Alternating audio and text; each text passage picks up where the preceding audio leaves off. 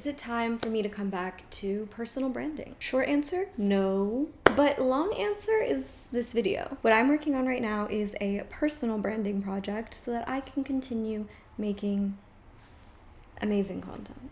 Hello, if you don't know me, I'm Paola. If you do know me, welcome back.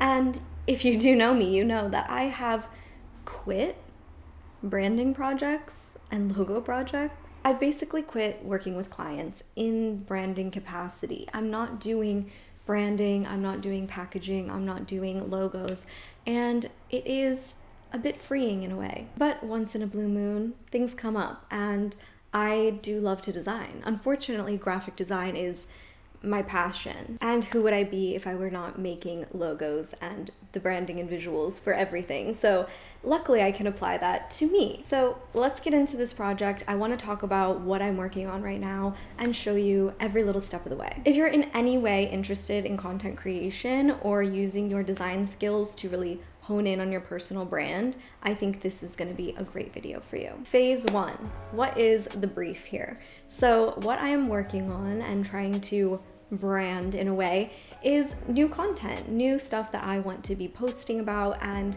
what platforms I want to be posting on, and I have to kind of brainstorm and come up with this idea. So the brief is clear. I want to make more content about art history, and I want to kind of post it everywhere. Like I want it to be more on my channel, but also on my Instagram, which I am posting a lot more on there. There's a lot of fun content happening. Make sure you're following me because I'm also going to be posting more about art history. And there I want to do a series and kind of post periodically and post on here and do more educational style content about art history and art in general and just share all my ideas and thoughts. So in a way, this brief is creating a new facet of my personal brand, kind of creating a new series or branch off of it. Now, big asterisks on this brief.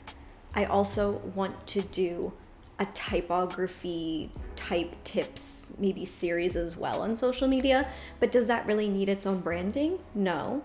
I just feel like because I want to post about art more, I can kind of have its own little like vibe and stick to its own color scheme, stick to its own visual concept for the art history stuff because I just want to share it in a certain way. I want it to look visually a certain way, and I want that to go along with my already established personal brand. So that's why I'm kind of just like playing around with this now so that any type of thing I move forward with, like if I want to do typography tips as well, that will kind of like all interact beautifully and seamlessly. Okay, phase 2 is to just get going. This is, like I said, going along with my personal brand visually. So I already have this kind of fleshed out, this whole template for myself. Hopefully you've seen it in my past videos. If you haven't seen it, here it is on this video. But I basically have a big workspace where I am building all of this and my personal branding. So I have a lot of font ideas, like fonts I want to stick to, styles I want to stick to, imagery, inspiration, mood boards. And this is just kind of gonna go with everything I do. I kind of keep this in mind and keep the fonts consistent and the colors consistent, and then of course I have like my logos and stuff. So moving forward is kind of like based off of that because like I said, it's not its own thing, it's just an extension, and I think this is very fun. I started by just playing around with the concept of what I want to talk about in my content. So like art history specifically, I have a whole page of like contemporary artists I want to focus on, like people I love, movements I'm interested in, like all of that. And so I'm just using this as an example by bringing in some of Barbara Kruger and Tracy Eamon's work into here to just show like how I want to present work, like what I would want it to look like, how I would want to label things, like font choices, and this is just my experiment phase, and it really came together seamlessly because of what I have already pre-established within my branding. It is really important that when working in a design, whether that's for a client or for yourself, that you don't overwhelm with a lot of different fonts, a lot of different type choices. Kind of find like 3 that you love and want to stick to for that, and then keep it toned down. Like don't go too crazy. Of course, with social media, you can have a bit more fun. There's a bit more freedom to kind of like play around as you do posts, but you do want to stick to like a visual narrative, and a font is a really great way to do that. Like it's not only just color that you stick to, but you can stick to the same type choices all the time and then people know that's you and that's your style. So I really just played around with imagery and how I want to present that, and I kind of have looked at so much inspiration at this point that I feel like I know what style I like. I like the modern, clean aesthetic for social media. There's so many different directions you can go in with it, especially if you're talking about art history. Like if I wanted it to be super colorful and crazy and kind of like creative because I'm talking about art, that's totally a way I could go. But what I'm doing is keeping it really minimal and letting the work speak for itself.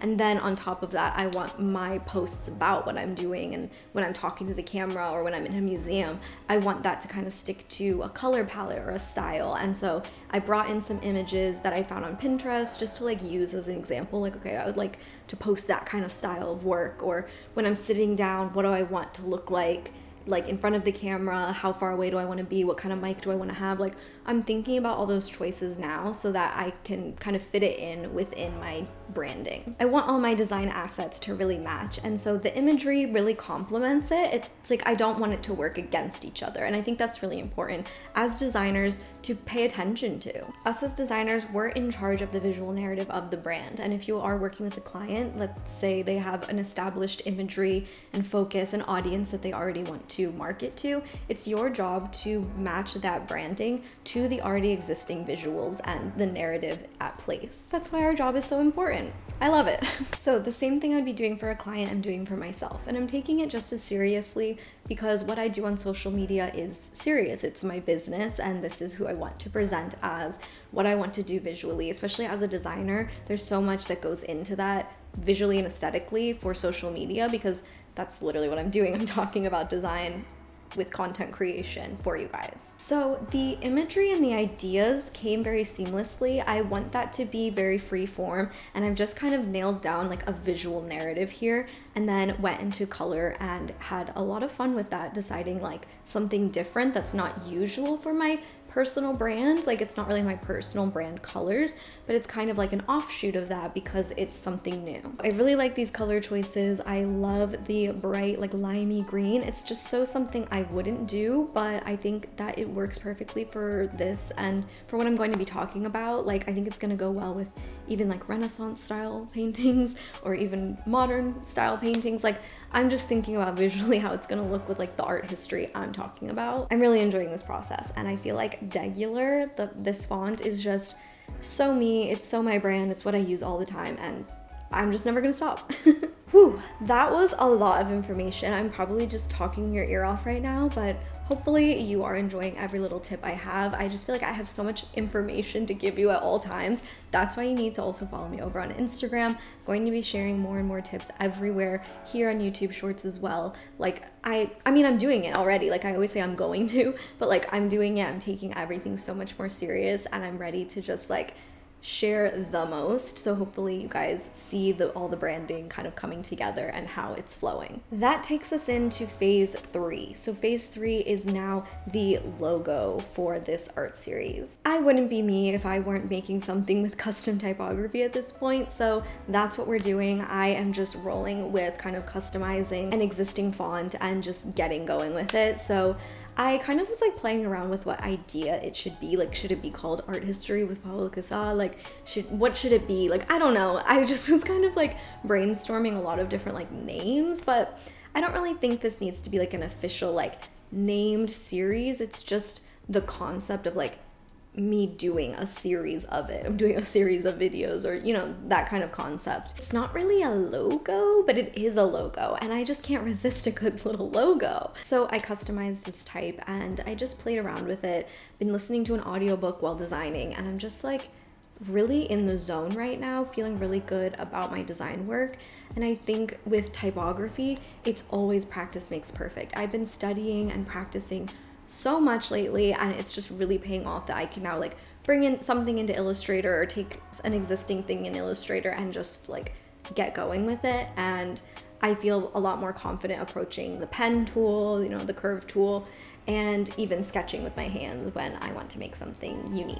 So eventually I ended up with just art with Paola Kassa. Like, it's just when I'm talking about something, I might put this on the screen, or I might like brand stuff with that. Like, it's just a kind of workable logo ish that I want to move forward with, so that it can just kind of be utilized within the art history series, so that you kind of know when I'm talking about that type of stuff. Like, I want it to be kind of podcasty feeling. I want to like have moments where I'm just talking to you guys about like thoughts and ideas about the art industry and just what's going on, like even today. And I think it works perfectly to just have on the screen, or I don't know, like just to use whenever. So it's there, I have it, and I really like how it turned out. Customizing type is just so my thing, and I really encourage you to do it a bit more if you're like a bit scared and you want to do like type-based logos. Like really get into doing your own style. It's so much fun, and I will be sharing more typography tips everywhere, so don't even worry about it. So visually, I love how this looks. I love just bringing in that custom type kind of to interact with whatever else I'm posting. And you know, these photos are just like placeholders, but they're very much the style I want to go with, and I want to, you know, post more with like my style, like my clothes. I'm kind of like having this whole rebirth of life. Like I'm just really finding myself, how I want to dress, how I want to look, what kind of colors I want to use everywhere, like what type of visuals I want to use for my social media. It's that important to me to just really nail the visuals down and make it the best it can be for you guys, because I want all my content to be really helpful for you. So yeah, I just also want it to look pretty and like me, so that I'm not feeling the imposter syndrome and thinking, what am I even doing? So here's how those example images came out. I wanted to like maybe put them onto my Instagram to just see what they would be looking like. So I just took a screenshot of my Instagram as well and put those in and thought, okay, how's this gonna look if I like really started posting like that? Like, yeah, it's cool. I think it looks good, and it will beautifully fit in my other content as well on Instagram. It's not gonna be just art history on my feed now. Like it's a mix of everything, and I think this is a great direction to go in. But it was very fun to kind of make it its own personal branding project and kind of explore that in its own way, and not have it be like, okay, it's just me, like I'm just gonna post me talking to the camera and not even think about it and just post with whatever. Like I want to really hone in on the design and the aesthetic of it all. And you're always along for the ride with me because I make you. So anyway, this is what I've been working on lately. What have you been working on lately? I'd love to know. I feel like I just haven't done any like logos or branding recently, and this was the perfect opportunity to talk about it and give you a few more tips. Let's chat in the comments, and I'll see you in the next video. And I'm excited for where everything's going. I'm excited to see where this all goes visually. Okay, I'll see you in the next one. Bye. Oh, don't forget to like and subscribe. Okay, bye.